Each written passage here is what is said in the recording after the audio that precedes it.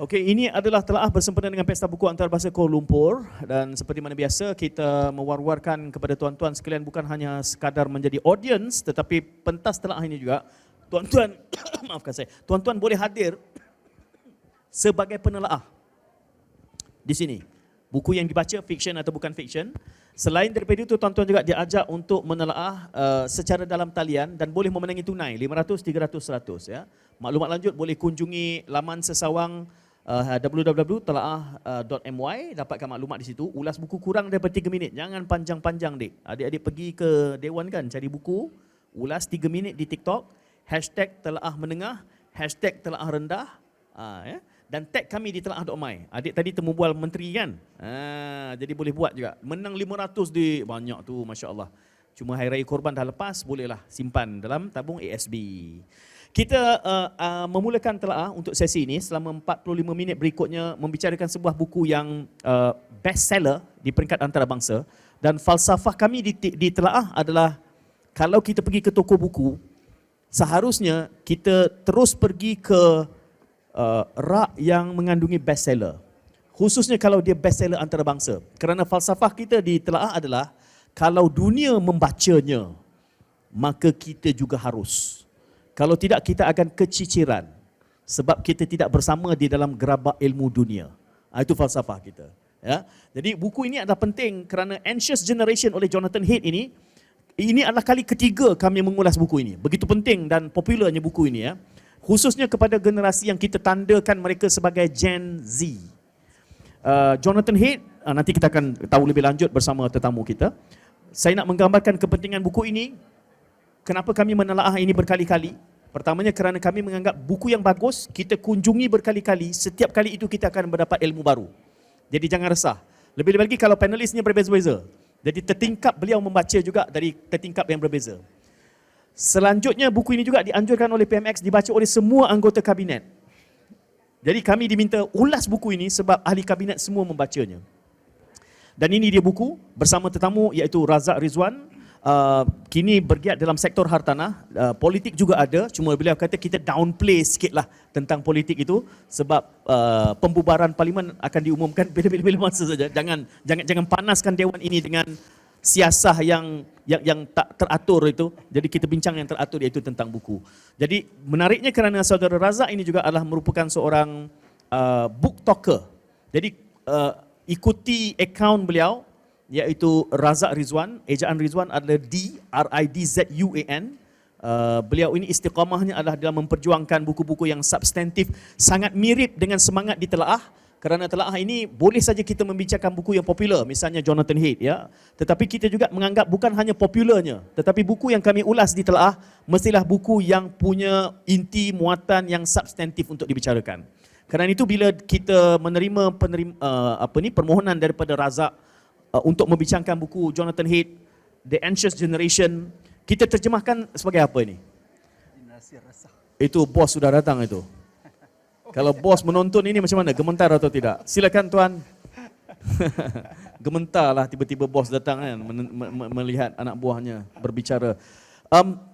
Baik, kita mulakan bersama Razak Rizwan. Anxious Generation ini, kalau kita terjemahkan Anxious Generation itu adik-adik dan yang berada di dewan, apa? Generasi resah? Ya. Assalamualaikum warahmatullahi wabarakatuh. Terima kasih Tuan Syed atas kesempatan tengah hari ini.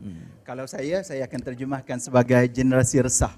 Kalau ada satu lagi buku Masalih Al-Anfus, Al-Balkhi. Itu dia persoalannya tentang psikologi juga. Dan di dalam itu antara topik yang besar yang dibincangkan agak panjang adalah soal anxiety. Yang anxiety itu terjemahan dalam buku itu terjemahan IBDE, keresahan. So mungkin terjemahan tepat adalah generasi resah. Dalam hal ini kita mula perkenalkan Anxious Generation ini oleh Jonathan Haidt. Ia tentang apa dan kenapa agaknya sehinggakan pejabat PMX sendiri menganjurkan anggota kabinet, tentu saja ketua-ketua pemuda parti-parti sekutunya juga membaca buku ini. Okey. Yang pertama sekali, saya mula kenal buku ini bukan sebab PMX. Saya juga bukan kenal buku ini kerana begitu hebat sehingga bestseller. Pergi ke Kinokuniya, di depan sekali itu, bestseller dia ada. Saya tidak kenal melalui itu. Saya kenal melalui isteri saya. Isteri saya, dia memang belajar dalam bidang psikologi dan psikiatri. So dia beli buku ini Dan saya sebagai seorang suami yang baik, saya cuba untuk memahami dan juga membaca apa yang dia baca. Dan apa yang terjadi adalah saya dulu yang menghabiskan buku ini sebelum dia. Persaingan juga rupanya ya. Okay. So adik-adik, kalau tanya saya, yang pertama untuk hari ini adalah cari pasangan yang membaca. Kerana dia akan melebar luaskan kita punya ufuk pemikiran. Saya tidak terfikir saya akan minat psikologi sehingga saya berjumpa isteri saya. So buku ini tentang apa? Buku ini tentang generasi X, Gen Z, yang dirumuskan sebagai generasi resah. Dan bahasa Inggeris dalam buku ini adalah anxious generation. Tapi yang menariknya, penulis Profesor Jonathan Haidt ini adalah seorang profesor dalam bidang social psychology. Ya. Ini buku kedua yang saya baca daripada Profesor Jonathan. Yang menariknya adalah Profesor Jonathan dia menakrifkan generasi anxious generation, generasi X itu lebih luas. Maknanya alpha juga generasi Z. Selagi mana isu tentang anxiety yang dihasilkan oleh terperangkapnya di dalam virtual world itu tidak selesai. Selagi ia tidak selesai, selagi itu the whole generation after my generation, millennial, termasuk oleh adik-adik sahabat saya, anak mereka termasuk juga adalah anxious generation. So apa yang mahu dibincangkan hari ini kan, terutama orang yang sebaya saya, kita merungut. Mungkin Tuan Syed juga sudah sebagai majikan, bos besar di tempat kerja masing-masing. Kita merungut orang keluar universiti Gen Z lemah mentalnya. Kalau buat kerja ala-ala kadar, tidak boleh ditegur, kan? Mahu tukar kerja cepat, tidak boleh ditekan, tidak boleh ada pressure. Tapi kita hanya mengkritik. Pernah atau tidak kita cuba memahami? Jadi buku ini adalah upaya untuk memahami tentang generasi Z ini. Dan kenapa mereka menjadi apa yang mereka jadi. Itu penting. Sebab kita bukan mahu bersaing generasi. Kita mahu negara kita, tamadun kita itu bersambung. Bahkan generasi yang selepas kita lebih hebat dari kita. So buku ini mahu cuba memahami apa persoalan besar, permasalahan besar generasi Z yang menyebabkan mereka menjadi anxious generation. Tapi yang menariknya, dia bukan sahaja diagnose Tuan Syed, tapi dia memberikan cadangan, solusi. Solusinya, penawarnya, penawarnya. Ya. So buku ini, bila saya membaca di awalnya saya resah. Saya yang tidak ada keresahan ini membacanya di peringkat awal saya resah, saudara. Tapi sampai ke hujung saya tenang. Sebab ada jalan keluarnya insya-Allah. Itu permulaannya Tuan Syed. Itu permulaan. Menariknya kerana di buku ini bukan hanya mengungkapkan cabaran keresahan itu. Saya nak petik byline-nya kerana byline-nya sama penting. Pertama dia sebut soal great rewiring. Jadi ini satu frasa atau konsep baru. Kerana ini disebut oleh Jonathan Haidt sebagai punca kepada keresahan itu. Dan di hujungnya kalau kita baca penuh, how the great rewiring of childhood is causing an epidemic of, ini istilah yang berat ini, mental illness. Dalam kata lain, kita sebenarnya berdepan dengan Gen Z yang saudara Razak sebutkan itu tadi, yang sedang mengidap penyakit, bila bahasa Melayu dia lagi berat, sakit mental. Mungkin kita menggunakan istilah anxiety. Anxiety ni agak berat, agak ringan lah dari segi kepahaman kita kan. Sebab anxious. Ramai je mak ayah kata saya anxious. Tapi bila kita menggunakan terjemahan bahasa Melayu, oi sakit mental ni lain macam. Tapi kita kena faham dua perkara di sini. Great rewiring, mengapa itu menjadi punca dan apa manifestasinya. Bila kita kata mental illness secara anxious kepada Gen Z ni, mana rupanya yang digambarkan oleh Jonathan Haidt? Saya nak beri ruang ini kepada Razak. Saya minta maaf kalau agak biadab kelihatannya saya sedang scroll apa yang saya scroll sekarang ya. Tapi notanya banyak sangat. Bukan nota, itu adalah satu laporan daripada KKM ya berkenaan dengan 2022 yang terbaru Sebab ini datanya majority jika tidak semua daripada Amerika dan juga UK. US. Ya. Tapi kalau kita tengok data daripada Adolescent Health Survey yang terbaru 2022 dibuat kalau tidak silap saya 5 tahun sekali. National Health and Morbidity Survey. Mengesahkan exactly what happened dan dipersembahkan dalam buku ini. Maknanya walaupun Jonathan membuat research di US dan UK, dampaknya mirip dengan apa yang berlaku di Malaysia. Exactly the same. Cuma mungkin bezanya adalah apa? Bezanya adalah kita di Malaysia, kita menerima smartphone sebagai sesuatu yang hampir ada di setiap tangan budak-budak sekalipun, itu sedikit lewat daripada mereka di barat. Kalau mereka itu ditunjukkan dalam buku ini 2010-2015 itu adalah 5 tahun yang mana perkembangan tersebarnya smartphone itu ke setiap rumah dan setiap tangan. Mungkin di negara kita 2015 itu baru bermula. Dan menuju penghujung 2020, 18, 19 itu setiap orang sudah punya satu smartphone walaupun adik-adik yang belum lagi sekolah menengah. Ya. So yang menjadi the great, so apa yang disebut sebagai mental illness itu, yang kita kata mentalnya lemah, it is not just cakap-cakap tepi jalan, bukan sekadar observasi kita secara anekdotal, tetapi dia adalah fakta yang dibuktikan oleh buku ini dan dibuktikan oleh kajian Adolescent Health Survey negara kita sendiri. So itu yang pertama. So apa yang menyebabkan mental illness ini mencanak naik? By the way, data daripada KKM menunjukkan bahawa 2022, the latest survey, depression di kalangan adolescent by definition adalah daripada umur 9 hingga 20 tahun. Okay. Cuba teka berapa persen? 26% depression. Okay.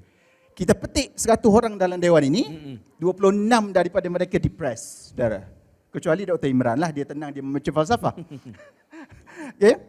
Hasbi, dia kena tanya betul-betul. Orang politik banyak depressed. Maknanya 100 orang, kalau di dewan di luar sana ada 1,000, 260 orang, they are in a mental state of depression, saudara. Malaysia.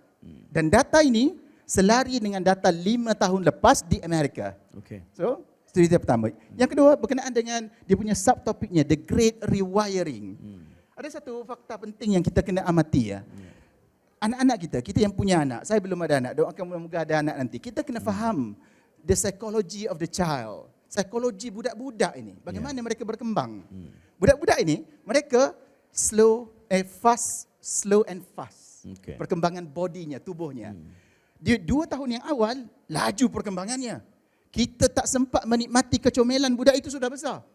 Tetapi selepas daripada itu, perlahan tumbuhnya. 7 hingga 10 tahun selepasnya, mereka tumbuh badannya ya. Perlahan. Kemudian puberty, akil balik, laju balik. Sehinggalah berakhir dia punya pertambahan ketinggian dia. Tetapi akal kita, bukan akal, brain, otak kita, dia berkembang sehingga 90%, 90% sehingga umur 5 tahun. Saudara boleh bayangkan. At the age of 5, mungkin umur 5 tahun adik kita kat depan, sudah 90% brain kita itu berkembang. Ya? Kenapa?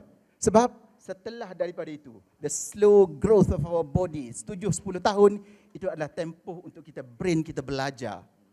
Making connection in our brain, the neuron, the synapse, right? So itu tempoh kita belajar. Dan kalau tempoh kita belajar itu, kita telah memberikan anak-anak kita smartphone, dan antara 2 tesis besar dalam buku ini adalah the under protection from the virtual world, maknanya di dunia social media, di dunia internet. Kalau social media itu nanti kalau kita pergi lebih kepada kanak-kanak perempuan. Kanak lelaki itu banyak gaming, online gaming dan juga pornografi. Kalau kita memberikan akses tanpa ada protection yang cukup, maka tempoh 7-10 tahun yang secara bodinya kita bergerak tumbuh slow, tapi otak kita sedang membina dan belajar banyak. Ketika itulah the great rewiring yang akan berlaku. Ya, sepatutnya anak-anak ini berada di luar, panjat pokok, berlari, berkejaran dengan kawan-kawannya. Jatuh, cedera dan belajar. Saya nak intervene di sini kerana saya lihat Jonathan memberikan suatu paradoks, iaitu parents hari ini dia kata di dalam dunia fizikal overprotective. Tetapi di dalam dunia digital ini underprotective. Macam bila nak makan, kita bagi telefon, itulah solusinya. Saya rasa itu perlu Razak ulas realiti parenting hari ini. Dan benda itu sangat menyenangkan bagi kita kan. It's a magic. Seolah-olah ia satu yang jatuh daripada langit. Anak kita tantrum. For the longest of time, ibu kita, datuk kita, nenek kita nak mententeramkan anak-anak yang begitu sekali banyak kerenahnya ini tidak mudah. Kita sendiri pun ketika kita kecil itu banyak kerenah. Tiba-tiba hari ini datang satu teknologi yang magical. Beri sahaja pada budak-budak, biarkan dia bersama dengan phone tengok YouTube contohnya, senyap dia. Senang kerja kita. Tetapi the long term effect yang disebut sebagai the great rewiring itu bukan saja mengubah bagaimana mereka belajar, mengubah dia punya social relationship, mengubah dia punya cognitive ability, mengubah segala-galanya. Ya, dan kita kena ingat dia ada opportunity cost. Bila anak kita engross, asyik, terlalu banyak masa di dunia virtual, apa yang have to give? Yep. The real world. Itu adalah tesis yang kedua. The play-based childhood Yep. akan hilang disebabkan oleh the phone-based childhood yang menggantikan. Ya. So that's very important. Itu kita belum lagi menceritakan manifestasinya. Bila kita bercakap soal manifestasi daripada great wiring itu menimbulkan masalah-masalah yang bercirikan mental health, mental illness ini. Saya tertarik juga kerana buku ini membezakan kesan kepada kanak-kanak lelaki berbanding kanak-kanak perempuan. Mengapa berlakunya perbezaan ini? Oh, ini satu perbahasan yang panjang dalam buku ini. Ya. 3 bab kalau seingat saya dibincangkan apa bezanya lelaki dan perempuan. Hari ini kita tidak mahu bezakan lelaki dan perempuan kan, semuanya sama, equality. To certain extent, psikologi manusia itu lelaki baik, perempuan baik sama. Ya. Tetapi ada perbezaan yang besar. Saya nak pergi kepada asasnya. Ya. Asas yang paling besarnya disebut dalam buku ini adalah ada 2 motivasi besar manusia dalam hidup. Yang pertama dia panggil agency, Ya. yang kedua dia panggil communion. Agency ini basically kita mahu menonjol dan kita mahu menguasai dunia. Kita mahu menjadi orang hebat. Dan communion adalah kita mahu connect with people dan kita mahu rasa sense of belonging. Dan hidup kita ini, kita mencari keseimbangan di antara menjadi individu hebat dan menjadi sebahagian daripada community. We are striking the balance. Dan hakikatnya kajian psikologi daripada barat dan timur mengesahkan bahawa lelaki kecenderungannya itu lebih kepada individu, menjadi diri yang hebat. Bukan tidak ada elemen community, ada, tetapi dari sudut pemberatnya itu secara umumnya. Perempuan dia lebih dekat, lebih cenderung kepada membina hubungan, mahukan rasa sense of belonging. Dari situlah kalau kita tengok social media, kenapa social media ni dia berbahaya secara umum, especially kepada kanak-kanak perempuan. Ya, kepada remaja perempuan. Kenapa? Sebab perempuan itu dia lebih mendambakan social connection. Inginkan perhatian. Inginkan perhatian. And that is the definition of social media. Ya, social media itu adalah lapangan, platform yang menghubungkan manusia. Ya, connect people. Kan? Connect people. Social media, social is in the term, right? Itu yang pertama. Yang kedua, social media itu perempuan, kanak-kanak perempuan, remaja perempuan, mereka ini lebih terdedah dan lebih terkesan dengan visual comparison. Dan itulah yang ada di social media, terutamanya di TikTok dan Instagram kan, yang paling berbisa. Sangat bergantung kepada filter. Sangat bergantung pada filter. Tadi Tuan Syed, dia sudah lalu lalang di depan itu ya, mencari saya lah. Saya kata saya sampai 11.30. Betul. 12 suku dia cari, saya tak nampak. Filter menyebabkan saya tak kenal Razak tadi.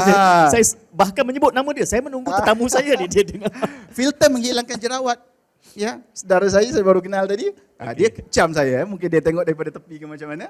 Tapi ramai orang tak kenal bila jumpa sebab dalam gambar itu boleh diedit. Kan?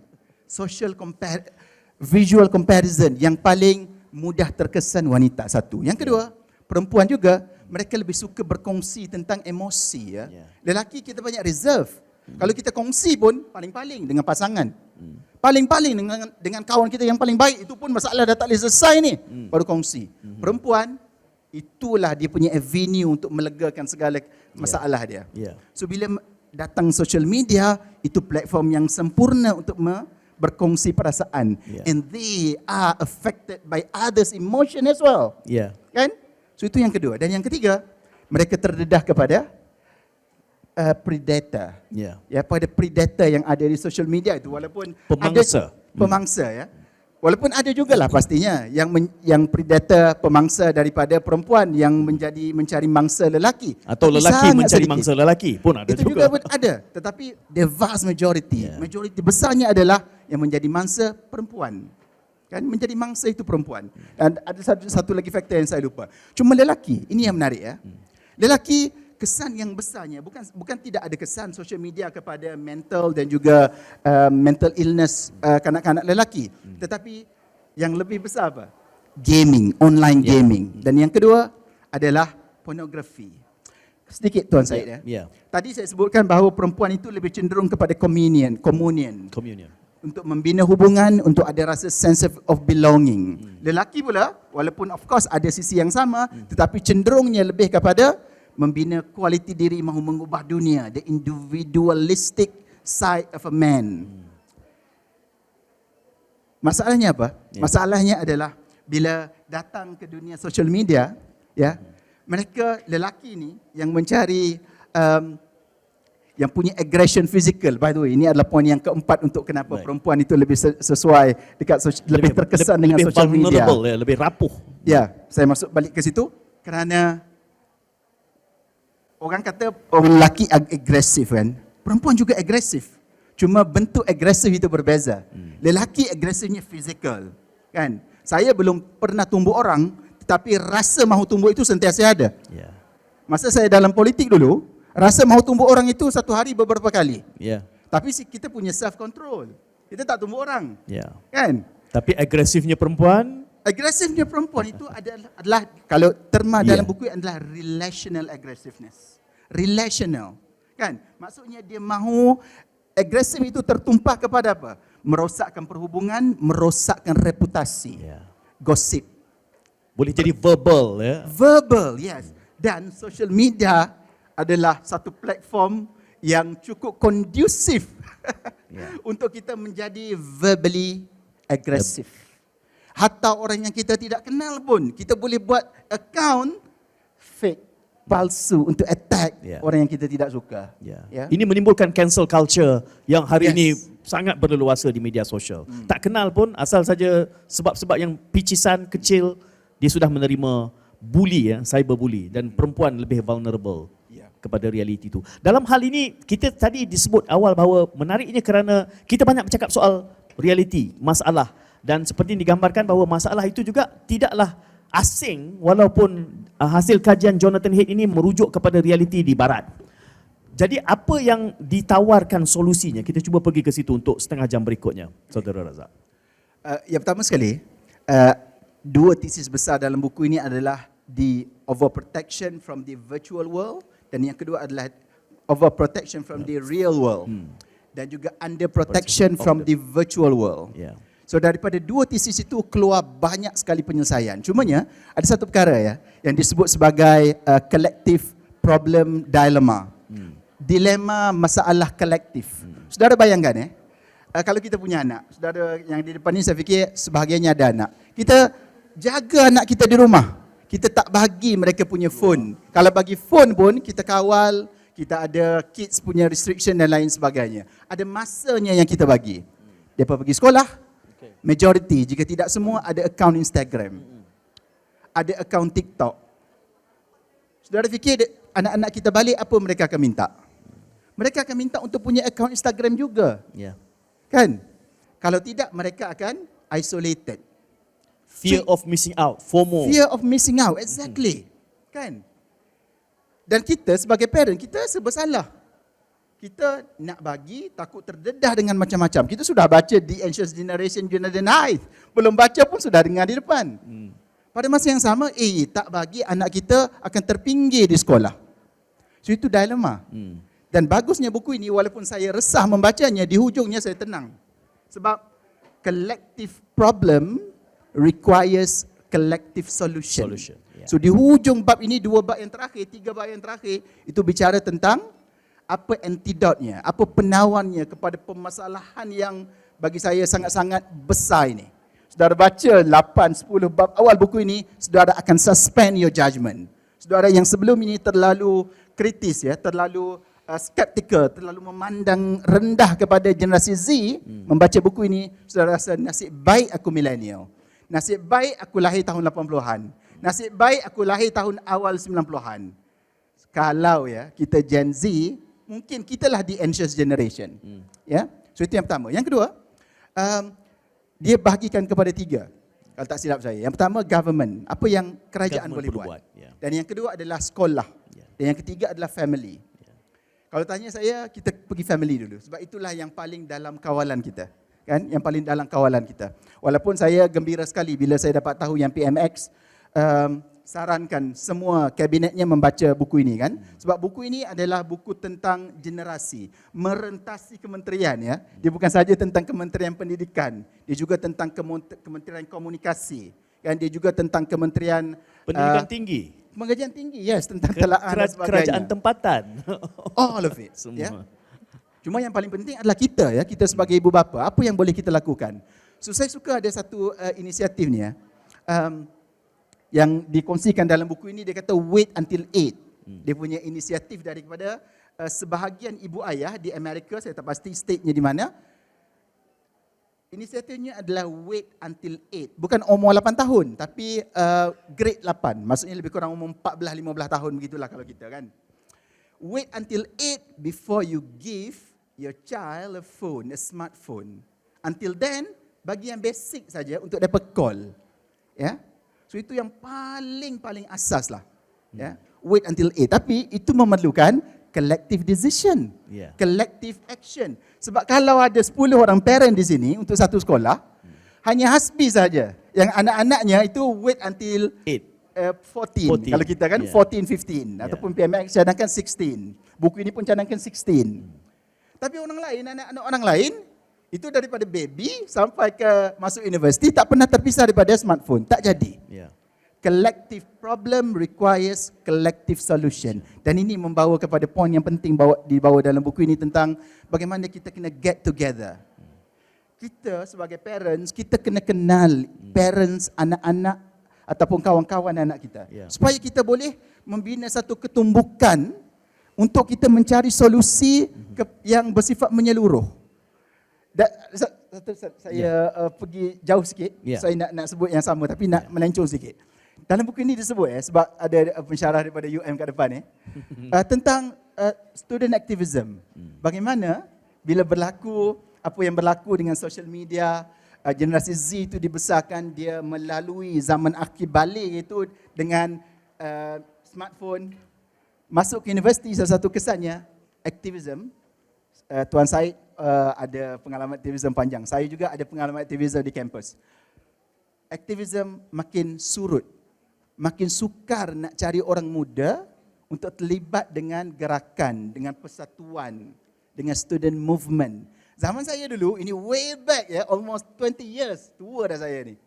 Masa itu pun minority tau, yang terlibat dengan persatuan. Gerakan lagi lah, gerakan mahasiswa. Minority, not even 10% I think. Maybe 20% lah kita expand definition itu kepada persatuan.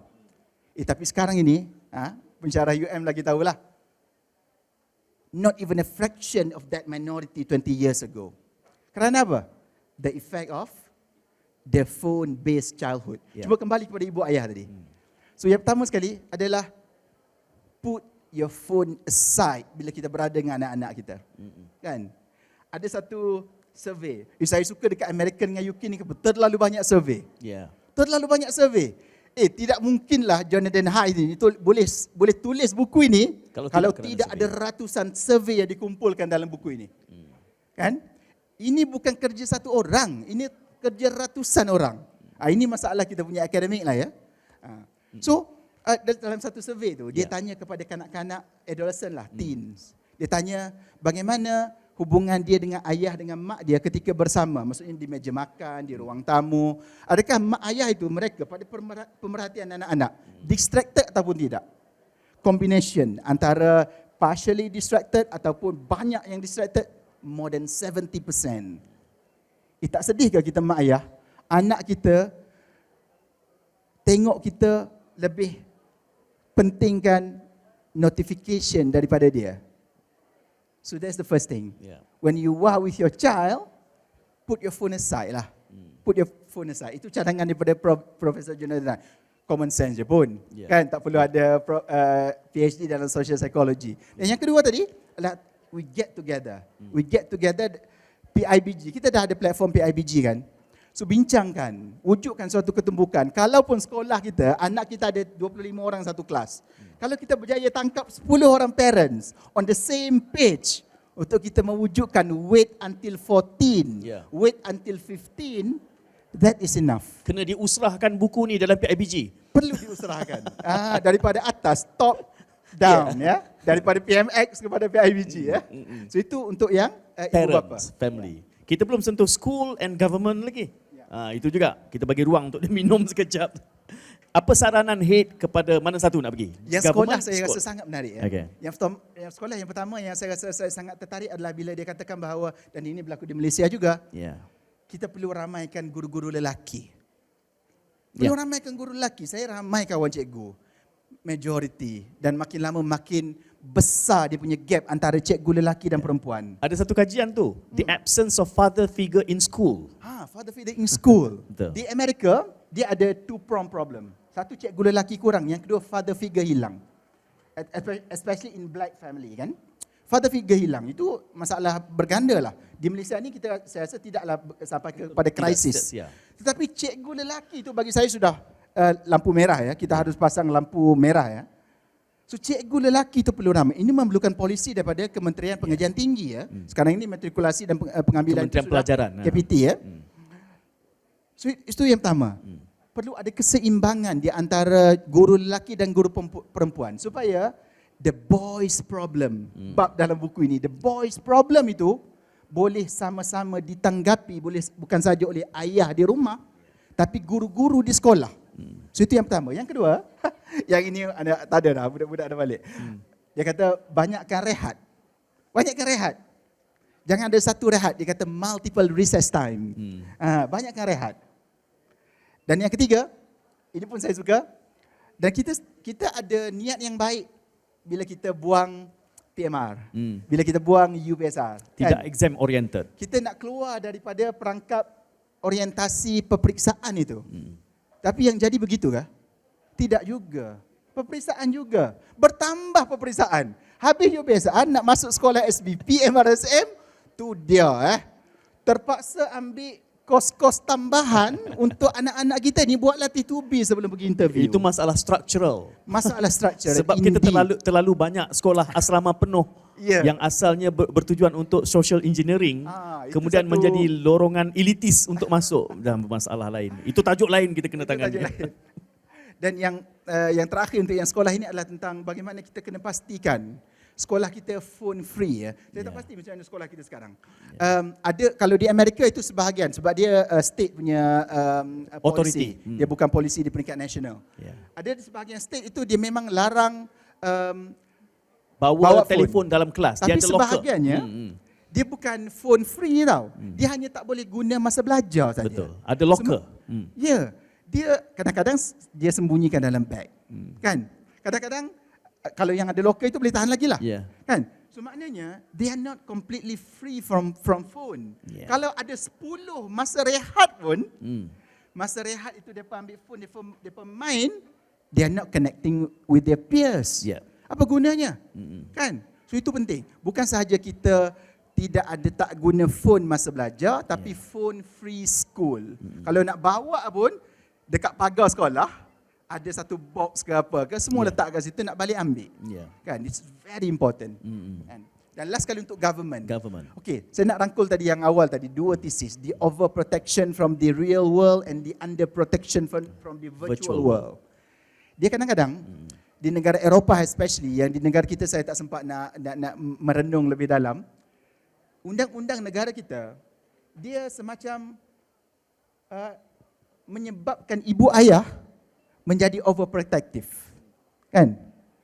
Kalau kita tengok kan, the negligence law. Kan? Niatnya baiklah supaya ibu ayah itu bertanggungjawab. Ya. Tetapi kalau sampai satu tahap yang terlalu ketat sehingga the free play, istilah penting dalam buku ini adalah free play. Kita biarkan anak kita bebas bermain without supervision ya. Without supervision. Sebab ramai hari ini mak ayah, saya tengok kakak saya, sepupu saya sama kawan-kawan saya sebahagiannya, mereka bukan tak bawa anak-anak main kat taman, tapi main dan dia pantau. Tengok bergaduh sikit je dia masuk. Kan? Tengok anak dia macam jatuh sikit je dia pergi selamatkan. That is not good. Jatuh itu belajar. Luka itu belajar.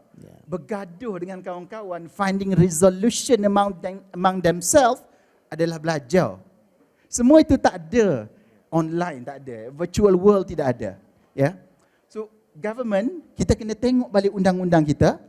Kalau ada undang-undang yang terlalu restriktif sehingga menyebabkan ibu ayah itu menjadi overprotective in the real world, mansuhkan ataupun gubal undang-undang yang lebih baik. Satu. Dan yang kedua, ketatkan. Ini terbalik kan? Ketatkan kita punya undang-undang untuk virtual world kepada anak-anak kecil. Sudah ada cadangan, belum lagi dilaksanakan. Bagaimana 16 tahun. 16 tahun. So kita harap benda itu dilaksanakan sebelum pilihan raya. Tapi benda itu tak menambah undi ya. Dan saya rasa tidak mengurangkan undi pun. Tidak popular ataupun popular for the wrong reason pun tidak. So boleh laksanakan segera. So mungkin. So, itu penting. Dan yang seterusnya adalah government pada setiap peringkat ya. Dia perlu dia panggil apa ya? Whole of government punya effort. Saya sebutkan tadi ya bagaimana kita ada Kementerian Pendidikan, Pelajaran, kemudian Pengajian Tinggi, Kementerian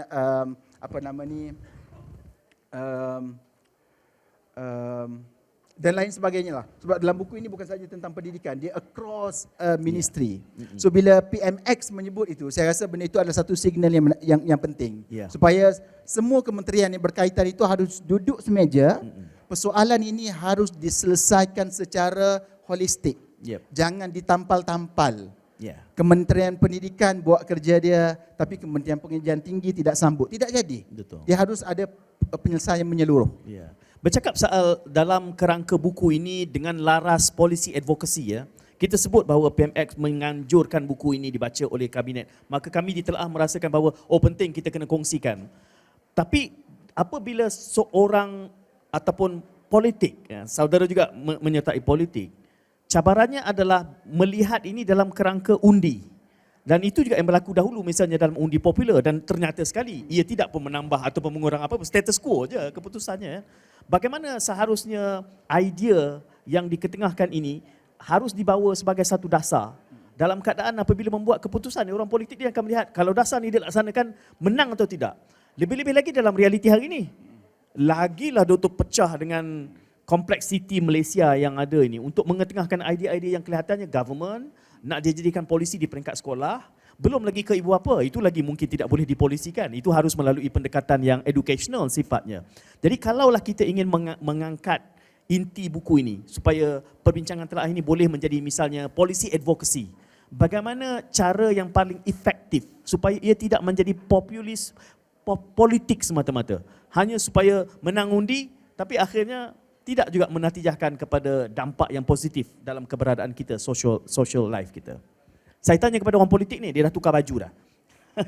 Saya tengah sabbatical daripada politik, so mungkin jawapan saya ni tak begitu mewakili orang politik lah. Tapi tak apa. Antara satu yang disebut ya oleh Profesor Jonathan, kenapa ibu ayah di Amerika itu overprotective from the real world. Sebelum saya pergi pada soalan tadi ya. Adalah kerana impak social media itu, dia memberikan suatu gambaran benda kecil itu amplify. Dunia kita hari ini on all measure ya, kecuali virtual world, on all measure we are safest. Dalam sejarah panjang tamadun manusia, zaman ini zaman paling selamat. Baik dari sudut diculik, mati kena langgor, kena tikam, semuanya, name it. Kita di zaman paling selamat. Tapi yang kita tidak rasa paling selamat. Kenapa? Social media. Satu perkara yang berlaku kecil, bukan kecil, perkara besar, tapi satu dalam sejuta. Viral. Seolah-olah perkara itu berlaku satu dalam 100. Ya? Apa yang kita kena buat, balik pada soalan tadi, adalah kita kena mewujudkan that sense of urgency, that sense of panic for the good reason. Tadi for the wrong reason. Orang politik, ini orang politik sukalah ya, mewujudkan panik dalam masyarakat. Ini kerja orang politik.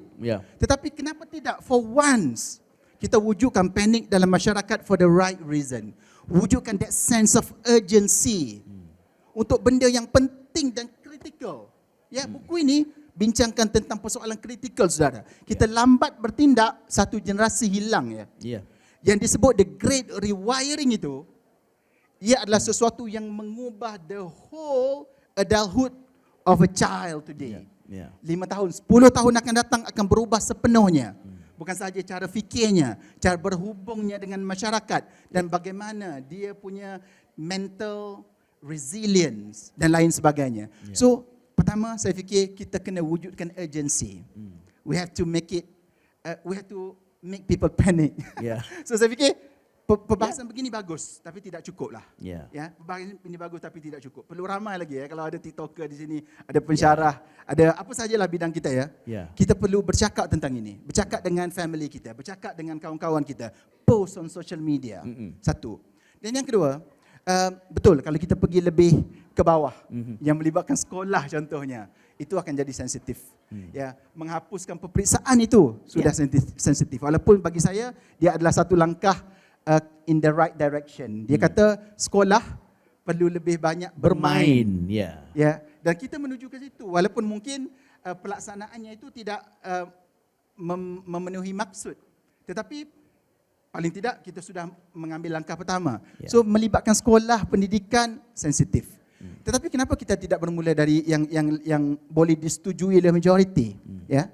Dan saya tidak fikir persoalan tentang bagaimana kita mahu lebih ketatkan undang-undang tentang social media, memastikan bahawa umur 16 tahun baru boleh buka akaun dan lain sebagainya. Itu saya tidak fikir itu terlalu kontroversi. Yeah. So sudah pasti benda itu tidak menambah undi, of course saya tak rasa benda itu besar kesannya kepada undi, tapi juga tidak mengurang undi. Yeah. So pergi kepada the lowest hanging fruit dulu, kepada untuk melakukan perubahan lah saya fikir. Oleh kerana Razak hadir hari ini sebagai book talk, book talker lah.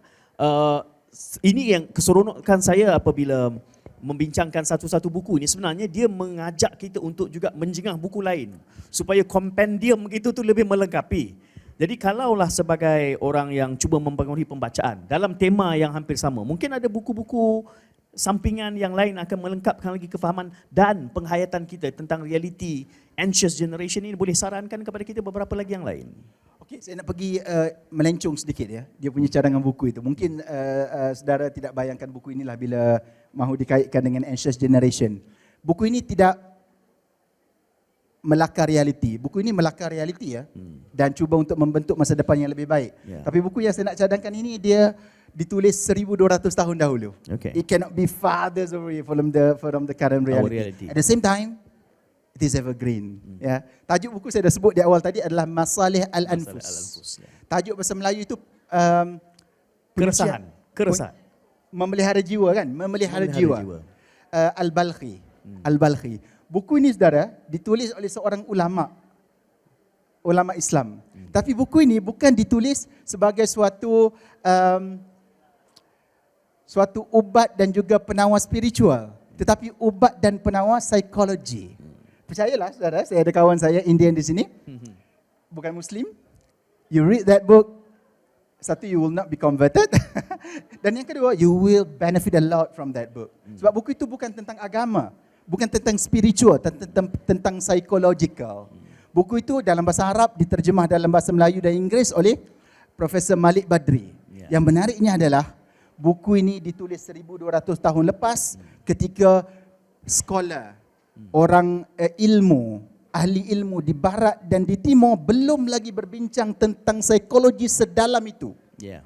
1200 tahun kemudian hampir semua yang disebut dalam buku itu disahkan oleh kajian psikologi moden.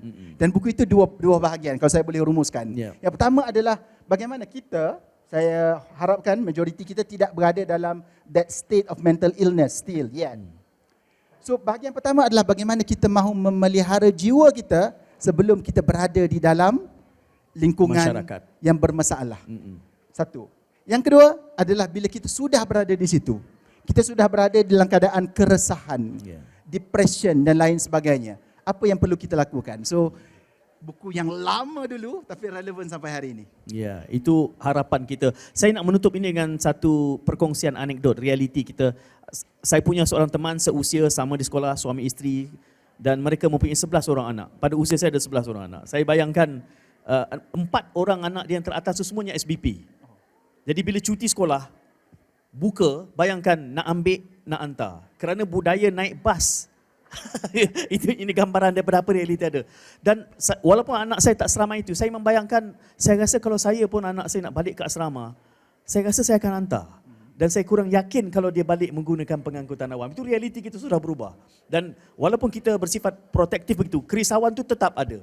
Jadi nak mengasuh keyakinan baru ini, wah banyak kita kena belajar. Sebagai contoh misalnya Jepun, negara yang paling selamat. Anak-anak kecil ni, dia pergi naik kereta api sekolah rendah. Macam mana kita nak mengubah dasar supaya rasa selamat itu tulen dan genuine? Itu yang sepatutnya kalau ada susulan untuk saya ajak semula Razak bincang buku-buku yang seumpamanya. Kerana saya yakin telah ini sebenarnya sifat dia dinamik dan tumbuh. Satu buku sebenarnya menelurkan kehendak kita untuk mencari buku susulan agar perbincangan itu semakin matang. Jadi kita berikan tepukan kepada Boleh Razak. saya gulungkan sedikit Boleh, saja? silakan. Anekdot peribadi sebab Tuan Said Saya kongsi anekdot juga. Saya zaman kanak-kanak saya itu di hujung 80-an dengan awal 90-an. Saya lahir tahun 87.